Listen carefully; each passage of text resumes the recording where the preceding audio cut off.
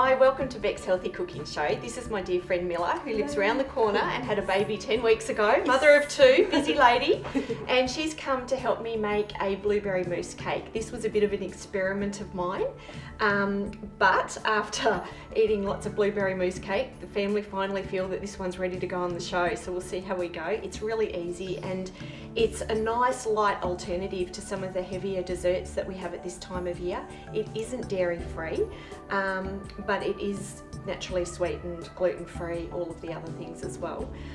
Hope you like it. So what we've done is we've toasted some coconut under there. Yes, and there's about 3 cups in there. So we'll pop that into the machine. Excellent. And we've got about a cup of dates, pitted dates, and we're going to just put about a tablespoon or 2 of coconut oil, and that will just bind it all together. Were those pre-soaked, or is that just what they look like? No, these are the fresh dates that you get in your fruit and veggie section. They're not the dried pitted dates. Okay. So you don't need to soak these. However, if you're not using I'll get you to put that on the side, please. If you're not using a really strong blender, I would recommend you either keep the dates out of the fridge for about half an hour before you use them, warm them up either with some hot water or zap them in the microwave, because they can be quite chewy and can be difficult to mix up. So that just makes it easier when you're blending them. Yeah. Okay, so we'll put this on and we're going to blend it, which that's happening now. So when you actually look at that, see it's all coming together nicely. Looks good already. Yeah, it smells nice, doesn't it, with the toasted coconut? So I'm just putting in some sunflower seeds. Again, if you didn't have a nut allergy, you could add some nice nuts, some pepitas. I just like it for the crunch factor, so I'm just going to zip that up for a few minutes.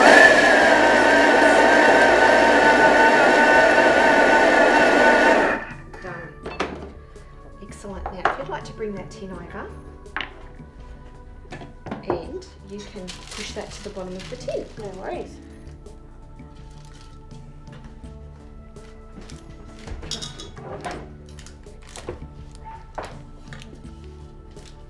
It smells like a really nice pastry. You wouldn't even think that it's all healthy. I know. It is nice. Now this is awesome. I got this from a lovely lady in Canada, and she runs a website called Super Kitchen Machine, and it is all in one piece, and it really is fantastic to get all your bits and pieces out of your Thermomix or your mixer or your food processor. The one that comes with the Thermomix is very hard, and it's really hard to get under the blades, but this is absolutely fantastic. Excellent. So what we would do in an ideal world is put this in the fridge or freezer for half an hour to set before we make the rest of the mixture. So I've noticed once we press it in, is there anything else that you could add into there to make it nice? That's a very good question, Miller. We could add lemon rind, which would be what I would normally do, but I forgot to do that. So yes, I would add some lemon rind and just strip it. I'll show you in a minute how we're going to do it, because that will actually process with the rest of the ingredients, so you don't actually have to grate it. With this machine, if you've got just a normal food processor at home, just grate lemon rind. I love lemon rind. Like quite finely, or just a normal grater? Yes. Yeah. With the fine, yes, the fine one. Grater. That's a good question.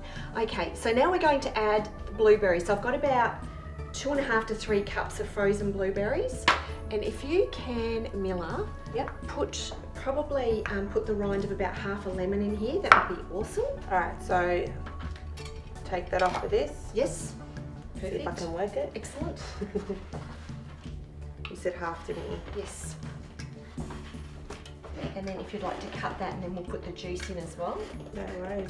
It's a lot easier than grinding it all down. I know. All right.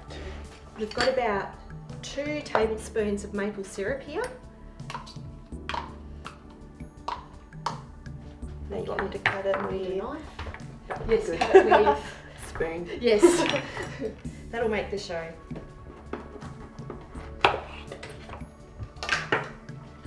Okay, and then I've got some Greek. Are you fussy about pips? No. Okay, I'll take this one out. I'm fussy about pips. Excellent. Squeeze it in. Yep.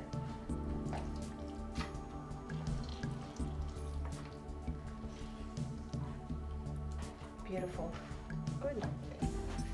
About 2 cups of yogurt. Another thing we're going to put in here is some coconut milk. I think it just smooths out the tanginess of the yogurt a little bit. Yeah.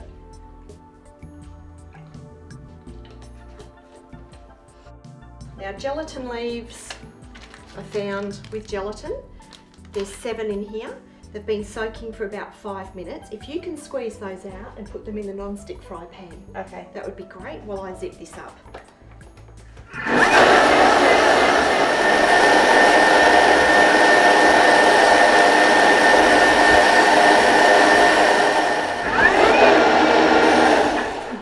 Okay, so what I've done here is it's all blended up. How pretty is that colour? looks gorgeous. So it's a pretty violet colour. Nice and summery too. Nice and summery. And then I'm going to add the gelatin and then we'll mix again. I probably put it in too hot. So putting it in the fry pan, is that just to melt it? Is that it needs to be, yes, and it needs to be a non-stick pan. Yep. You can see how well that's worked. Okay, so we'll just stick that in to mix the gelatin around. Okay, that should be fine. And then we'll pour it into the crust.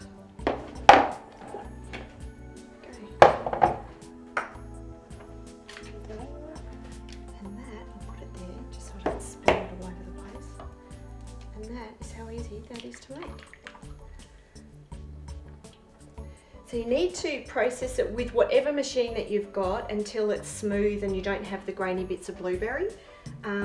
Try it with the sweetness. You might like a little bit more sweeter, you might like it a bit more tart with the lemon. Do it according to your taste and how you like it. Now that needs to set for about 6 hours in the fridge, or you could do it overnight, and then it's all done, you can eat it. Looks fantastic. So that's our blueberry mousse cake. Thanks so much for joining us on Beck's Healthy Cooking Show. If you want to follow us on Facebook, you can, Beck's Healthy Cooking Show on Facebook, or email us if you have any questions or ideas or things you'd like us to try out on beckshealthycookingshow@gmail.com. Thanks for coming. Thanks. Bye.